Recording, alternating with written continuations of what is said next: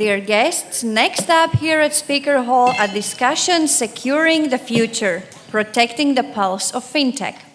Let's welcome on stage our moderator, Dr. Demetrios Zamoglu, who will guide us through this discussion and will introduce his panelists.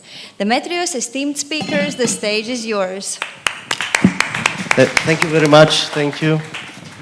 I was hoping a little bit more people, but you know, cybersecurity. So I know it's late, but we will try to do this panel as interesting as possible. We have some brilliant guests today, some distinguished people from the industry. And without further ado, I will allow everyone to introduce themselves, give you a little bit about their background, what they do now, and maybe give some of their opinions about how the future looks like. We'll start with you, Nicholas. Can you hear me? Yes. So first of all, it's great to be here. It's amazing that we have this kind of events in Cyprus. We need to have this kind of events. We need to be talking more about cybersecurity. I mean, I also wish, Dimitris, that we had more attendance. But for me, it's a very interesting time because many things are happening in the world. Before we go there, I'll introduce myself. My name is Nicolas Dialouros. I'm a security specialist at Microsoft. I've been at Microsoft for 4 years. Before that, I was working at Salesforce as an account executive, and before that, I was working at Bloomberg. So I have also a bit of experience with banking, finance, and working with enterprise customers. So I was saying that it's quite an interesting time because if we look at what's happening in the world, there's many forces that are making us rethink what do we do. There's so many things from the fact that we see much more cyber attacks happening. This is a fact, according to research. Even password attacks, we're seeing that they have increased by 10 times in 2023. That's by the Microsoft Digital Defense Report. We have wars happening. We know that we have wars happening, unfortunately. And we have nation actors that want to take advantage of vulnerabilities. So, I mean, people that have fallen victims of a cyber attack, this is happening by professionals. It's not happening by someone that doesn't have I don't know what something else to do and they want to hack someone. This is not the story. We have a lot of course, pressure because of inflation, because of the situation with high interest rates. And at the same time, of course, you must have heard that there is something going on with AI. Everyone's talking about AI now. And I think it's quite interesting because all of these things blend together. We need to answer to a lot of questions. But for me, the most important question and what we need to answer is how to secure ourselves. Because without cybersecurity, we don't have anything. Nothing will work. I mean, this applies to all of the industries, not only in fintech. If we don't have cybersecurity, we cannot operate. And the last thing from me, this was an announcement by our CEO. It was an internal memo where we said that cybersecurity is above everything else for Microsoft as a company. So security by design, security by default, we have no option, and improving our security operations center. So these are the 3 key areas of priority for Microsoft. And this was so popular internally that it leaked out, and is actually officially, the biggest priority of Microsoft is cybersecurity. Thank you. An amazing insight. Thank you. Thank you very much, Nicholas. And then we can go to Eva. Hello, everyone. Indeed, I am Eva Tasheva. I come all the way from Brussels today to see you and to speak with you. So my background is probably what I believe about cybersecurity. A little bit of business. I have an MBA and I'm a business owner. I own my own consultancy. A little bit of policy. I help policymakers in Brussels create legislations like NIS 1. Maybe you remember GDPR at some point. There were some guidances. Everybody remembers GDPR. And I'm lucky enough to work also with Panos here on the panel in ENISA, so the European Cybersecurity Agency for Cybersecurity. We support them still to create yet another instrument for cybersecurity certification that would help companies like you also show that you do great on cybersecurity. So this is the business and policy, and now I help companies basically implement the policy. So what does it mean for them, and how to change the processes, the assets, the contracts, if needed, to comply with regulation. Of course, NIS2 and DORA are the big first of the day, the big job we have to deliver. But there are plenty of other regulations which are more sectorial. Maybe you have not heard, but everything nowadays have to be cyber secure, and in the future, literally everything under the Cyber Resilience Act would have to be cyber secure. So this is, in short, a little bit about me, and I'll come from different points of view. Thank you, Iva. We'll go to Paraskevas. Hi, everybody. I am Paraskevas Panagi. I've been working as a web developer for several years, some of them in the Forex industry.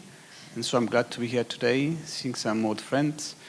Now, the last decade, I have devoted myself to the cybersecurity field, mainly the banking sector. And my main duty, my main concern at this time is to secure the future of Astrobank. I consider it to be the fastest growing bank in Cyprus, and ensure its compliance with all these regulations we need to comply with. Thank you very much. Maybe we go through to Panos. Hello everybody. I'm Panos. I'm the CEO of Circle Tech. I'm a CISO. I know nothing else. I'm a CISO.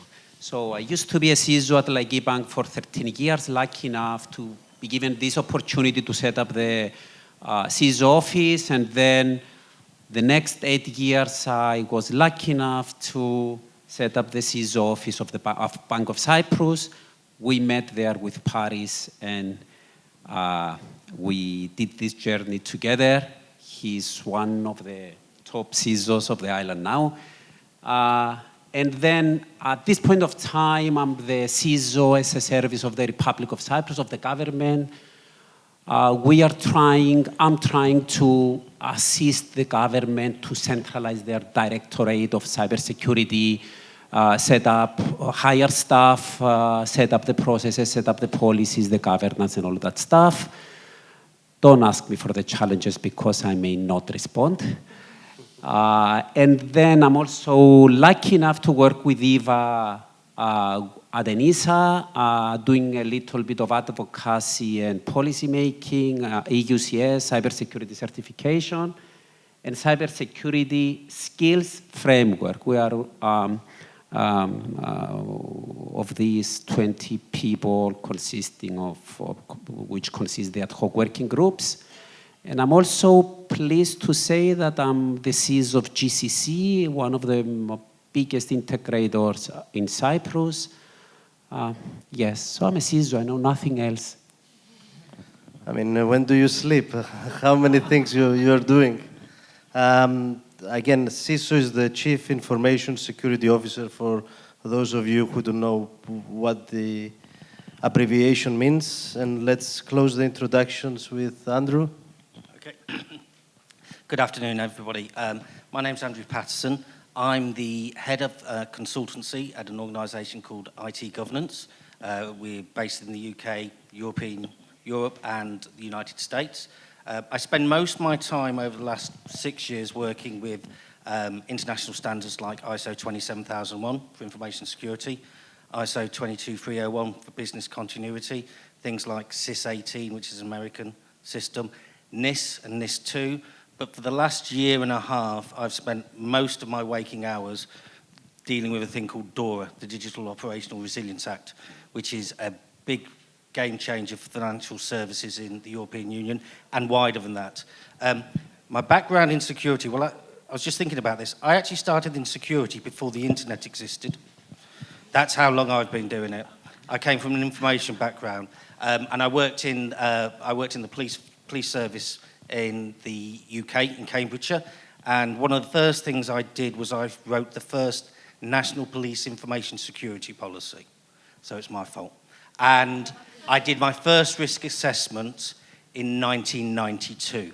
It wasn't a very good one, but that's where I come from. So my background is governance, risk, and the one thing I would always say about security, and my background is information security, okay, which is cybersecurity is now what we talk about, but it's all about people. So I'm about awareness, so it's all about people, process, technology. So that's the key thing, is you start with people. You get your people trained, make sure they know what they're meant to be doing, and then you've got a fighting chance. So that's my introduction. Thank you all. Thank you very much. I mean, you guys are great. So let's take a step back and let's go to Nicholas and ask him to explain to us what is cybersecurity and why is cybersecurity so important. You stressed it a little bit, but maybe you can give us some examples if you can. Well, it's quite a question. I had this discussion with Eva just before entering the room, and it was quite an interesting one, because some people think of cybersecurity as, oh, you know, I need to comply with DORA, I need to comply with the GDPR, I need to comply with NIS2 or whatever will come in a few years. And I think that's probably not the way we should think about it. I would like to think of an analogy. Let's say you have a castle, right? Okay, you have a castle, and you have something very valuable within your castle. I don't know. You have a treasure, right? So how do you secure that treasure? I mean, for a company, I'm not a technical person, by the way, so I cannot really explain to you firewalls or anything like that, but in my simple understanding, for me, cybersecurity is I need to secure my most important asset. So as a company, what is my most important asset? It would be my data, right? I need to secure my data in very simple terms. So if I have a castle, and let's say I have a treasure, I need to secure my perimeter first. I need to have guards. I need to have padlocks. I need to have more guards. I need to have guards guarding the guards. Right? So there's multiple layers that I need to have in order to secure my most important treasure. So in the same way, companies should think of cybersecurity in the same terms. I need to secure my most important asset, because what happens if I don't? If I don't, I will maybe fall a victim of ransomware, right? So ransomware is something quite common that keeps on happening to companies. Yeah, please explain it a little bit. I will explain. So what is ransomware? Ransomware, in very simple terms, I will explain the same analogy. Someone takes your treasure, they hide it somewhere, and they tell you, you need to give me some money to give it back to you. But maybe they will not give it back to you after you give the money. Does it make sense? So this keeps on happening with companies all the time. So usually there is an attack, credentials get stolen, people get access to admin accounts, they can get all of the data, they can encrypt it, and then they're asking money to decrypt it. So this is a very common attack. Other attacks could be, there is something that keeps on happening with Azure. It's called the Azure fraud. Azure is our service where you can you can utilize virtual machines and resources. So basically, companies fell victim of an attack where attackers got access into their Azure resources, and they started deploying thousands of virtual machines. I had a company, they had a spend of 2,000 euros a month, and over a weekend, they had a spend of €500,000. So this is another kind of attack. To go back and answer your question, I think companies should rethink their strategy to protect their most important asset, because if they don't, what happens? You lose trust, you lose customers, you lose credibility, and at the end of the day, you know, without cybersecurity and without trust and credibility, what do you have? I mean, it's a big risk. Eva, what do you think? You had a very long conversation with Nicholas, looks like, before entering the panel. Burning, but I would like to bring also another point of view because, okay, we have luckily more and more women in cybersecurity, and usually I find it more interesting to present to them the idea of the jewelry, right? You want to, every one of us, it might not be a big organization, but each of us has in our house some jewelry that you want to protect. Some people might have different point of view. I'm not going to tell you where I hide my jewelry, but I figured I'm not very good at hiding, so I'm leaving it so that at least I can use it. So it might be different strategy for different companies. One has to figure out what is the risk. How good is my door? How good is my cleaning lady? What are the odds of my dog eating it? So there are all kinds of threats that might be there, but eventually you measure it versus the vulnerabilities. What is the issue you might have with your jewelry at home? And even if it might be expensive, might not be expensive, might have very important value for you, but most often we just need it to use it, right? So availability, even if it doesn't cost you millions, you would rarely, any SME would want to be closed, or any company actually, not to be able to deliver services. We discussed also earlier in the call about the healthcare industry, but it's the same with the financial industry. The worst that could happen to you is not probably a data leak or some system not working, is the fact that you cannot do business. So then indeed, as Nicolas was saying, you lose credibility. And you would find this risk in unexpected places. One has to really rethink, as you said, Nicolas, but really think. We didn't have this habit to think about cybersecurity as a threat because it was foreign to us. It was something some people were doing on the dark net. And then coming about regulation, why I like regulation. I like regulation because for me it is a passport, right? Or it is the code of conduct for driving on the street. I am grateful that they have like speed limitations in front of my house where my kid would go out. So this is just due to a common agreement of what is acceptable and what is for the safety of everyone. Because maybe the very important meeting that someone needs to attend at the moment feels very important to them and they break all the security, but they are not operating alone. So we are all working and connected and sharing the same space. So eventually we have these common societal norms and rules, what is acceptable and what's not acceptable. And what I also find very intriguing is it's very important to follow the rules, but it's also very important to be able to defend yourself, to show that you made the process correctly, that you did the effort required from you. And I'm sure here my colleagues from the banking industry, they would agree that this is very important for the financial sector as overall. You don't put money and hope they would go in the right place. No, you have to show the receipt. You have to show it indeed the right amount was requested and it went from point A to point B. The same thing is with cybersecurity regulations. It's not so much about, do I have it, is it possible? It's, okay, how can I make it also in a way that it's easily evidenceable so that I protect my reputation and my own company if a regulator or some claims come against me. Paraskevas, you are a CISO, and you're supposed to be one of the best CISOs that we have in the island. I'm actually... I was trained by Manos. Probably because you were trained by Panos, yes. Tell us a little bit about what a CISO does. What is the role of the CISO in an organization like yours?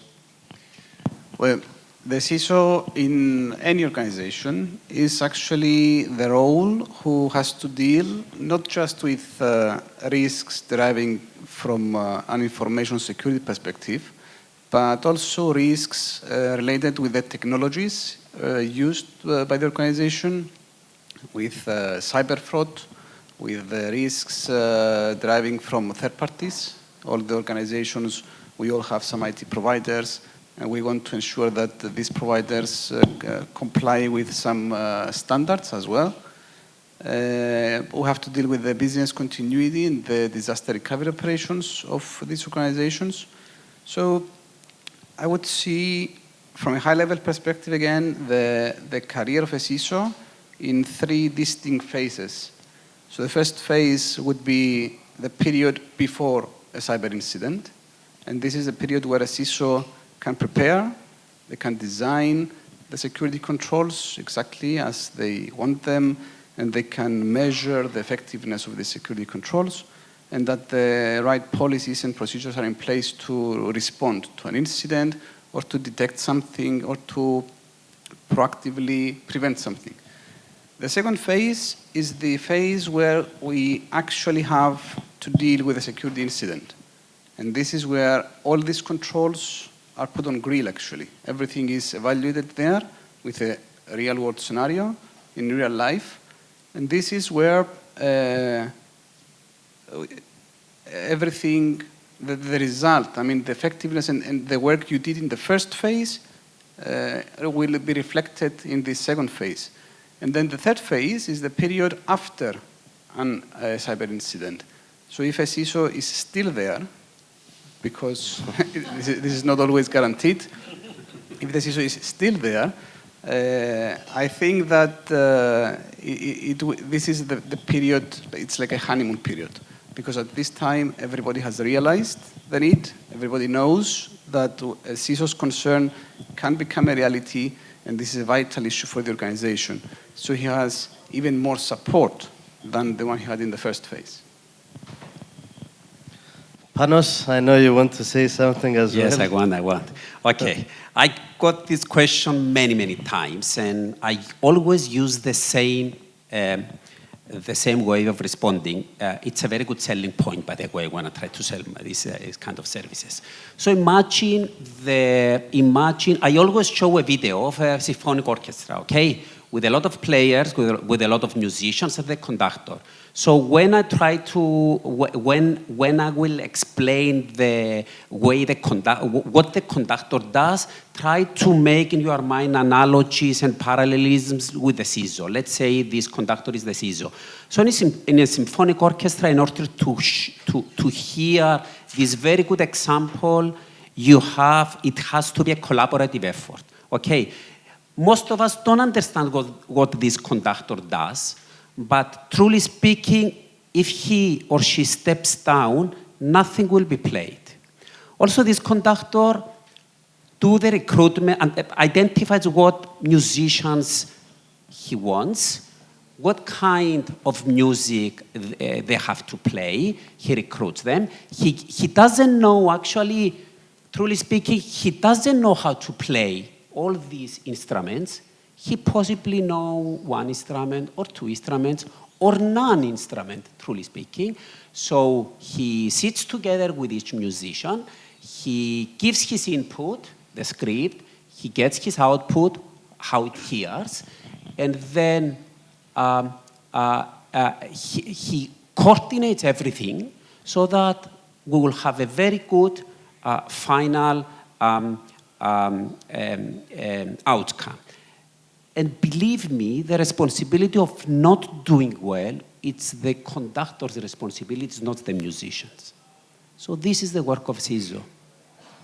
And I mean, this is a difficult question to ask because we are in a small island. How do you find cybersecurity professionals in Cyprus?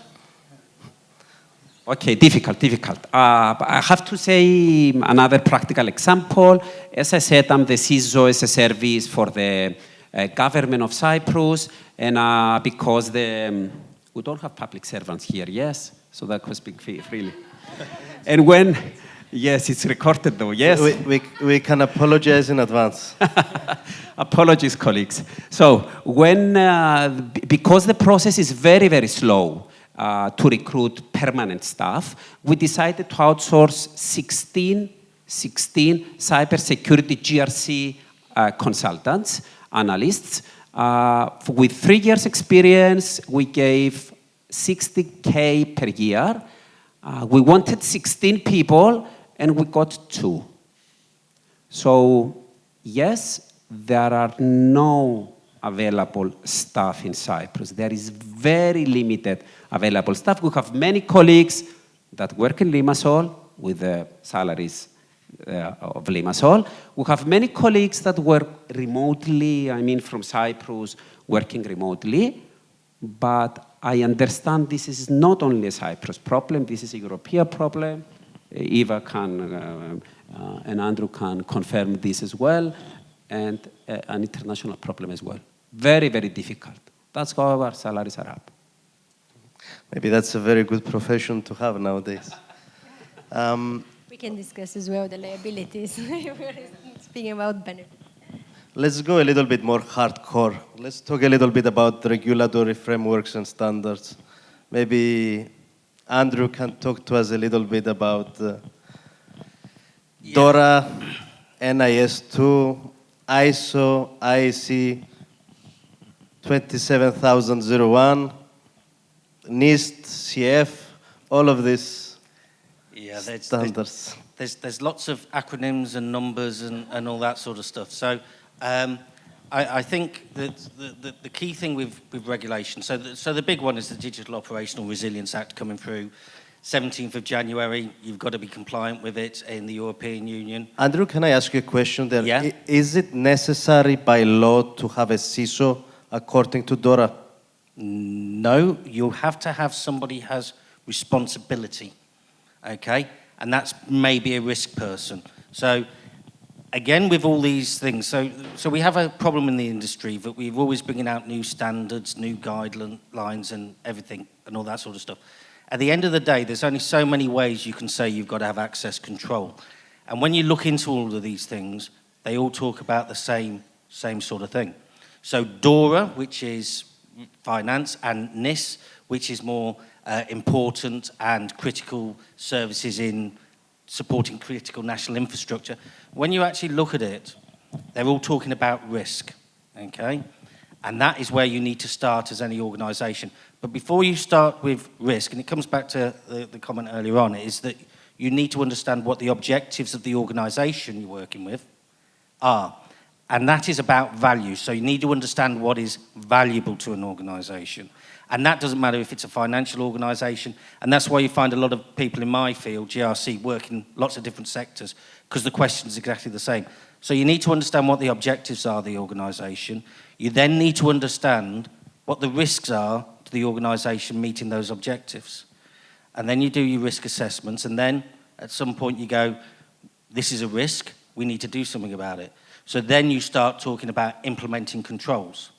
And you start thinking about to reduce or mitigate the risk. So you start thinking about people, process, technology.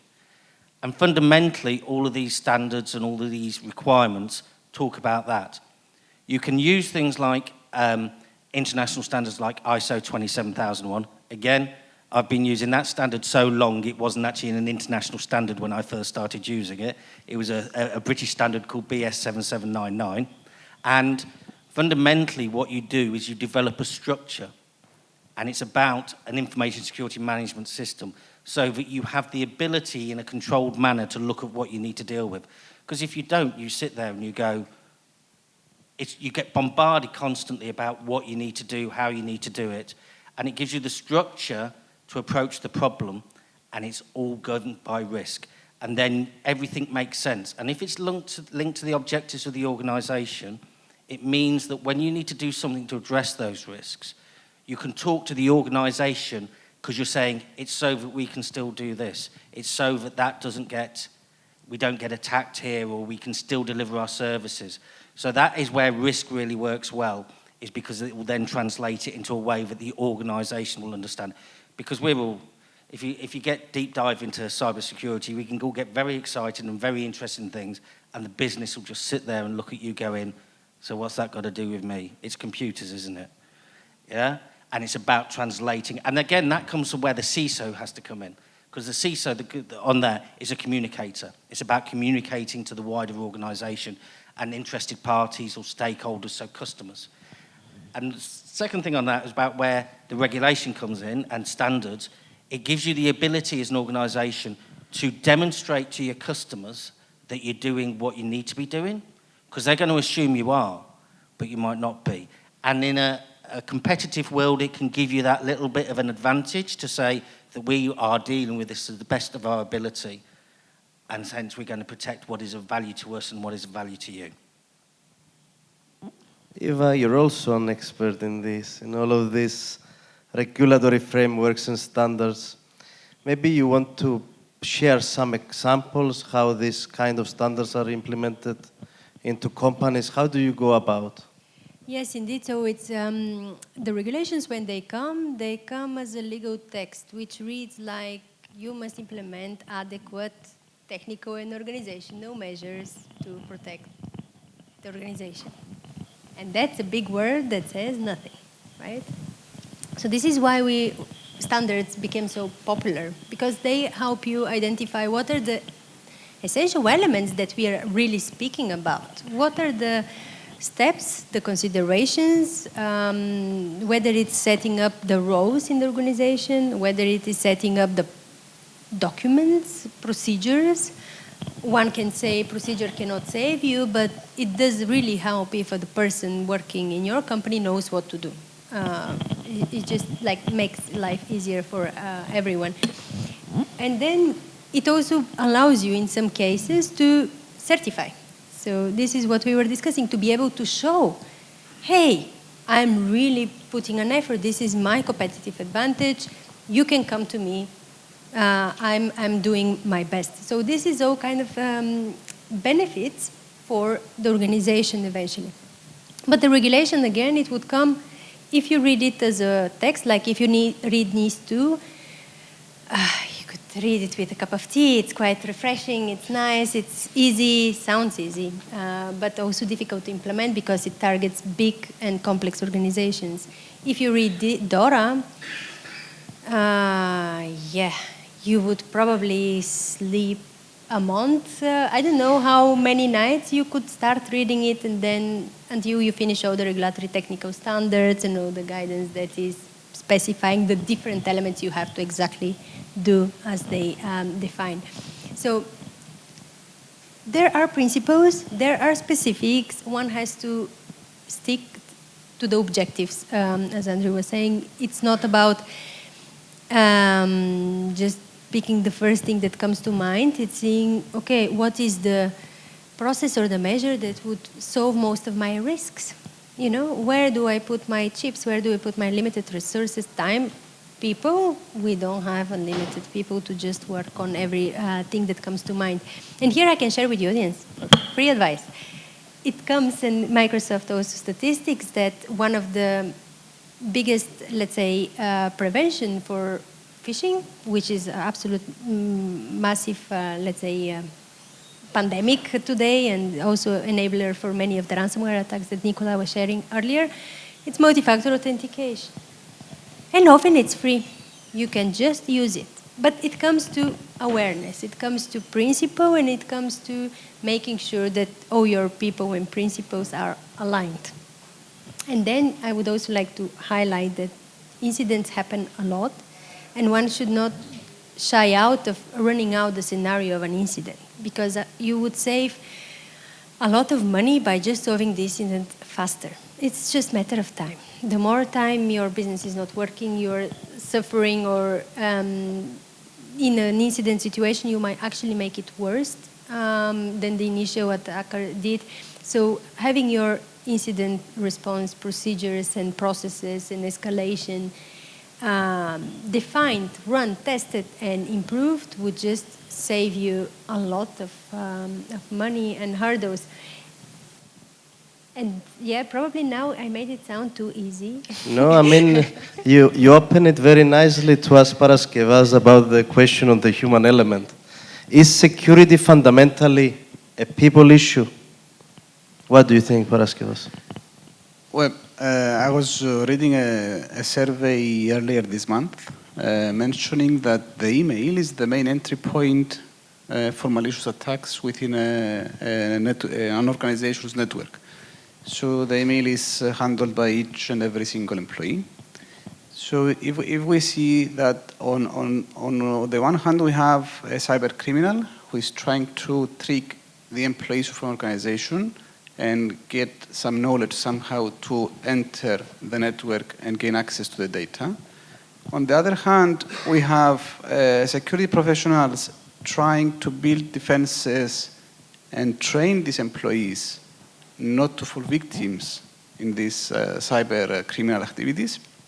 So the common ground in this battlefield between the cyber criminals and the security professionals are the employees of the organization.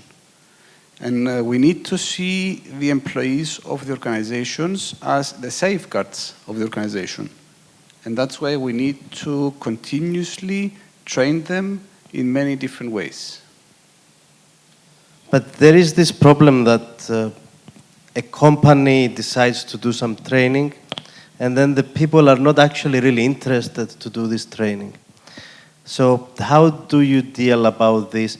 You force them to do this kind of training. Is it part of their KPIs? In some organizations, it might be part of their KPIs, but usually most of the organizations provide them with a PDF file with a very nice presentation, and then there is a short quiz with some questions. And I bet you all understand that everybody is very busy every day, so if your colleague reads the PDF and gets the answers to the questions, then this can be shared among other employees. That's a very big problem. So what we did in Astrobank, we removed the quiz, we removed the PDF. So we are currently performing face-to-face and on-site training.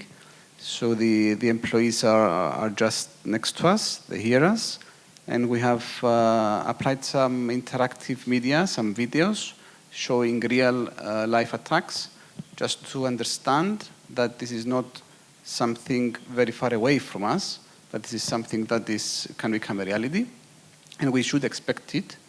And now we are providing some phishing simulation campaigns to the employees, and every employee receives one email every month. That is a simulation of a phishing email. That's great. So they're trained. If they click a link or if they open the malicious attachment, let's say, then they are directed to a landing page mentioning the points that they should be aware of in order not to fall victims again. So this is something continuous. We need to find many different ways, interactive media, to attract them and convince them to watch and follow. Panos, you do the same thing with government? Let's not respond to this question. The old methods of awareness are dead by now. So, okay, there are many different techniques now. When Paraskevas mentioned the questionnaire and the guy who's sitting on your right knows the answers and you just copy-paste, yeah.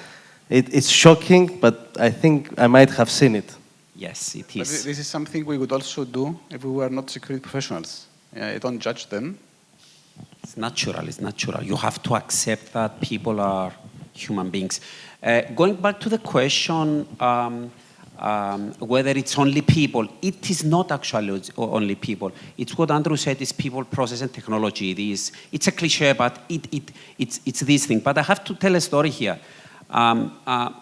We did a penetration test in our previous job with Paris, and we had a huge impact. The pen testers managed to get our Active Directory, which is the crown jewel in an organization. And then we got 1.2 million euros to invest, doing segmentation. We changed our routers, we did firewalls here and there, all that stuff you could imagine. And the next year, the pen testers didn't manage to penetrate through the technology, but they send some phishing links. 20% of the staff click on that phishing link. Unfortunately, it's a very big portion of personnel. 1 in 5 people. 20%. Yes. Imagine in another company with 4,000 or 5,000, how many people?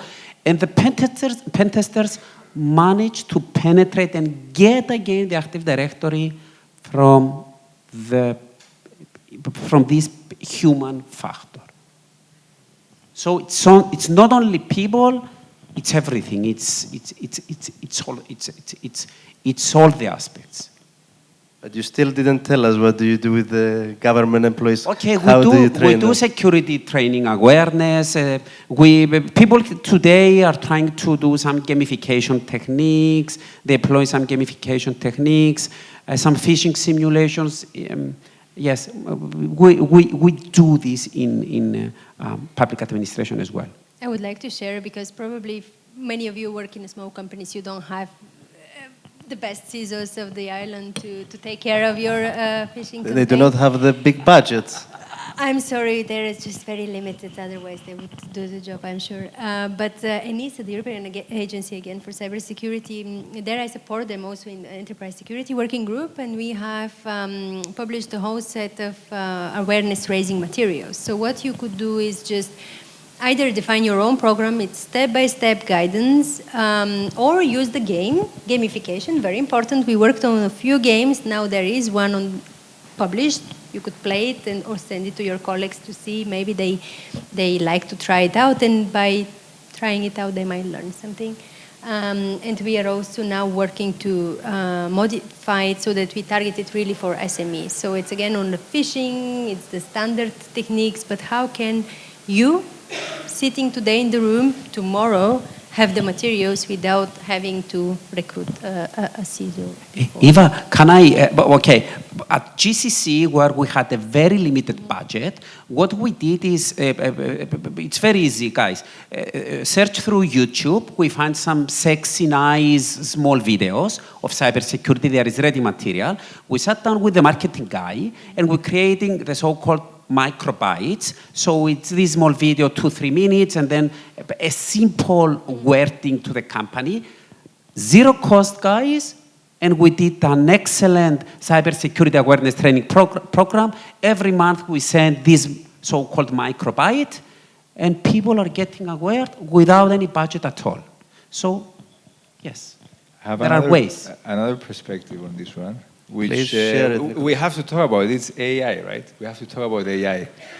And there's multiple angles on it. It's because you're Microsoft. I have to make a brief statement on it.